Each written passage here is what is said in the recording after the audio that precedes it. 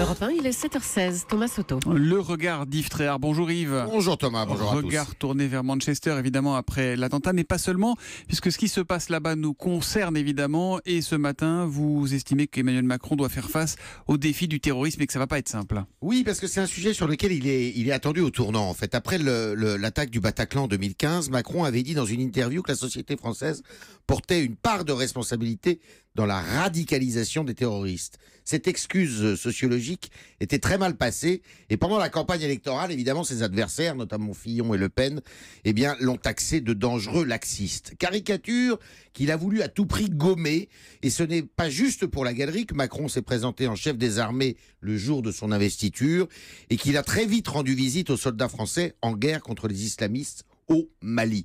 Toutefois, et ça c'est le hasard, Macron arrive à l'Élysée au moment où 4 grands patrons de la sécurité nationale quittent leurs fonctions. Ceux de la sécurité extérieure, de la sécurité intérieure, du renseignement à la préfecture de police de Paris et du renseignement militaire. C'est pas rien du tout, car ces 4 hommes connaissent les rouages de la pieuvre islamiste par cœur et possèdent la mémoire des réseaux ennemis très très bien. Bon alors comment, selon vous, Emmanuel Macron veut-il combattre le terrorisme? Alors je ne vais pas tout vous dire, mais sa grande idée, elle tourne autour d'une task force qu'il veut créer, une task force anti-Daesh à l'Élysée. Elle serait opérationnelle 24 heures sur 24 et composée de 50 à 100 personnes.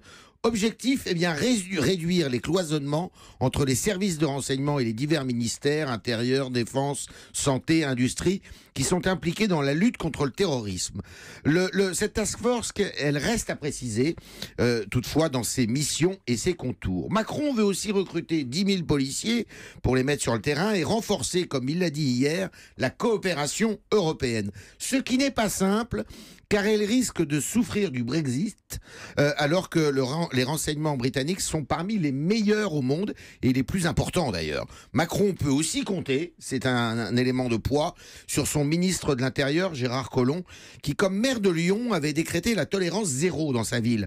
Or, on sait que le terrorisme islamique prend souvent sa source dans la petite délinquance. Et c'est là qu'on en revient à ce qu'il disait, quand il disait que la société française portait une part de responsabilité. C'est un vrai sujet qui est gênant, sans doute. Mais voilà, il y a un terreau que les gouvernements successifs ont laissé prospérer. Est-ce qu'il va maintenir l'état d'urgence? Alors il l'a affirmé récemment, alors que au tout début de sa campagne, c'était pas très évident. Mais l'état d'urgence est davantage aujourd'hui un outil de com politique qu'une solution au terrorisme.